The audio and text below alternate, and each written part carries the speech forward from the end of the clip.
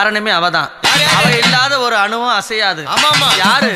நம்ம அம்மா அங்காள பரமேஸ்வரி. ஆமாங்க. அம்மா நடலவனத்தினில் அழகியா கூத்தாடி சுடலையில் ஆட்டமாடுறா. நடலவனத்தினில் நாயகியா கூத்தாடி சுடலையில் ஆட்டமாடுறா.